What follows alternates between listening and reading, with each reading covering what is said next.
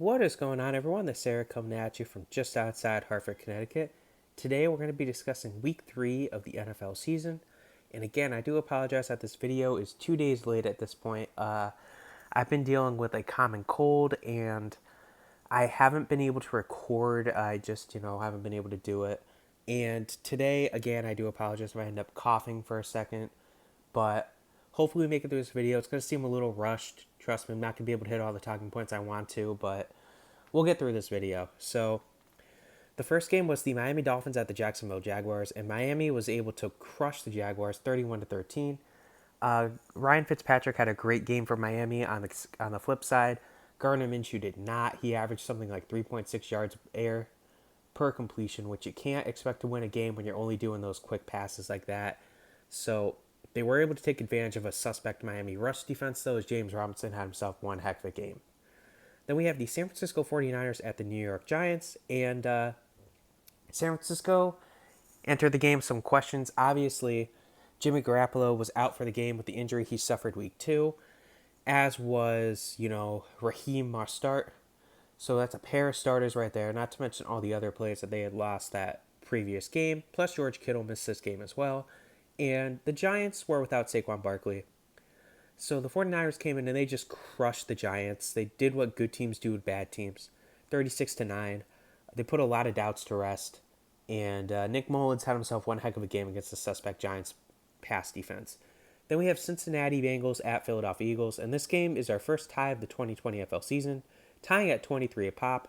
And this game was about as ugly as you'd expect. The Eagles were able to get to Joe Burrow. They sacked him 8 times. Burrow was able to get some good passes off, and the game should not have ended in a tie. The Eagles and Bengals are in overtime, and the Eagles have a good chance to win it. They have a very makeable 59-yard field goal with the guy who owns their franchise record for longest field goal. And we get Matt Pryor committing a penalty, false start, pushed it back to 64. Elliott could probably have made a 64-yard field goal, but Doug Peterson decides to elect to punt the ball rather than go for the field goal. And that's a decision that's going to be critical. People are going to be looking at it, scrutinizing it through the rest of the season. Peterson's hot seat just got hotter. So then we have the Raiders, Las Vegas Raiders at New England Patriots. This game was going to be a battle of two AFC heavyweights, and the Patriots emerged victorious 36-20. They proved that they're for real this year, despite the fact that they've had so many opt-outs. Tom Brady's gone. And so they came in and they crushed the Raiders. Again, Josh Jacobs was dealing with an injury for Las Vegas, but still, the team should have put up more of a fight than they did. Good win by the Patriots. Rex Burkhead had 3 rushing touchdowns. So, again, good luck figuring out that Patriots backfield. Then we have the Chicago Bears at the Atlanta Falcons. And this was another game that had a blown lead in it. So Chicago was down heavy early on in this game. And they end up benching Mitch Trubisky early on. Nick Foles comes in. And the Falcons end up blowing the lead yet again.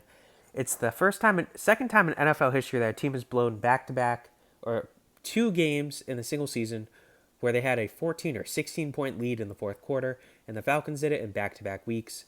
So you got to feel bad if you're a Falcons fan. Nick Foles looking like he's, again, the GOAT. Then we have the Los Angeles Rams at the Buffalo Bills, and the Bills took a commanding lead early on. They were up something like 21-3, and then they ended up blowing that lead. The Rams took a late lead, but then the Bills ended up taking home the victory, winning 35-32. Not the prettiest win if you're a Bills fan, because they should have won by more. But still, good game. Josh Allen looked decent. Not great, but decent. Then we have the Washington team at Cleveland Browns. And Cleveland was able to take home this victory, 34-20. So, I mean, neither team had any real standout players. Both teams were pretty good at times. But both teams had their problems, and Dwayne Haskins did not look good for Washington, so perhaps the experiment's over with Haskins in a couple more weeks. Then we have the Houston Texans at the Pittsburgh Steelers, and Houston, once again, playing a heavyweight in the AFC, loses this game 28-21. So Pittsburgh's looked very good. That pass rush has looked amazing. They were able to take advantage of the suspect Houston offensive line, and they were pressuring Deshaun Watson heavily. Perhaps if they had, DeAndre Hopkins, they would do better than 0-3, but Is Pittsburgh truly an amazing 3-0 team? The three teams that they beat are combined 0-9, so the jury's out on that, but good win by Pittsburgh. Then we have the Tennessee Titans at the Minnesota Vikings, and this game ends in Tennessee's favor, 31-30.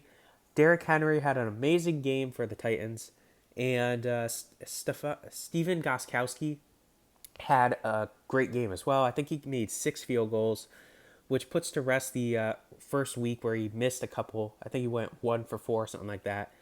So Tennessee had this game. They won it.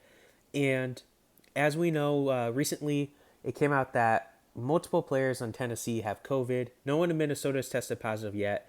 It's something like, at this point, 11 people in the Tennessee Titans clubhouse contracted the COVID virus. So they're not going to be playing week 4 against Pittsburgh. That game's been postponed to a future date.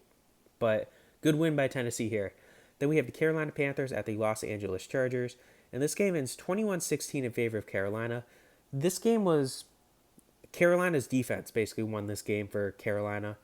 Of course, Justin Herbert making a second career start. Maybe he's definitely not ready to start in the big leagues. And Carolina took advantage of the rookie play caller. Then we have the New York Jets at the Indianapolis Colts, and Indianapolis just hammered the Jets 36-7. The Jets are definitely looking like one of the worst teams in the NFL this year. You know, Indianapolis is good, but they shouldn't be killing you by that much. Still, great win by Indianapolis. Then we have the Dallas Cowboys at the Seattle Seahawks, and this was an offensive battle till the end. Seattle would win 38-31. Neither team's defense really showed up to this game. And Russell Wilson's truly looking like the MVP frontrunner. He had another 5 touchdowns this game. So Seattle's looking very good. And of course, there was that dirty injury by Tristan Hill of the Cowboys. Just had to call him out for this garbage where he intentionally rolled Chris Carson's knee. Tristan Hill should be suspended for that. Then we have the Detroit Lions at the Arizona Cardinals. And Detroit would win this game 26-23. It was a back-and-forth game. This ends Detroit's, I think, 11 or 13, something high game losing streak. And they did it against the Cardinals on the road. So Kyler Murray had a good game, but, he can't win games by himself. Good win by Detroit. Then we have the Tampa Bay Buccaneers at the Denver Broncos. And Tom Brady led his team to victory in Denver. Good victory by the Buccaneers. Of course, Denver is without its play caller, Drew Lock. But good win by Tampa Bay. The Buccaneers defense did good, really good. So then we have the Sunday Night Football game, which was Green Bay at New Orleans. And this was a real good battle to the end. It was a back-and-forth game. Green Bay really had a good game. And New Orleans once again lost due to injuries. Again, Malcolm Jenkins didn't look that good. I'm very happy to see that. So Green Bay, good victory. Aaron Rodgers also looked like a frontrunner for MVP with Russell Wilson. And then the Monday Night Football game was Kansas City at Baltimore. Everyone was extremely hyped about this. A battle of the arguably top 2 quarterbacks in the league with Lamar Jackson and Patrick Mahomes. The past 2 MVP winners, and Lamar Jackson just did not look good, specifically in the first half. He had 90-something yards in the first half. And Kansas City just really took advantage. They rushed through. So huge win by Kansas City, putting to rest anything that has to do with Baltimore being the better team.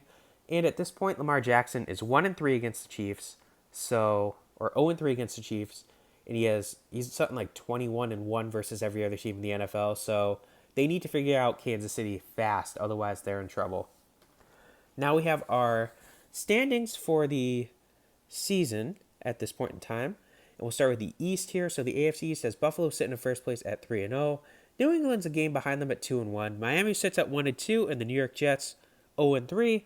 Then we have the NFC least at this point, with Washington and Dallas tied for first at 1-2. Philadelphia's half game behind at 0-2-1, and the New York Giants sitting dead last at 0-3. AFC North sees Pittsburgh sitting at first at 3-0. Baltimore and Cleveland tied at 2-1. Baltimore has a head-to-head tiebreaker over Cleveland at this point.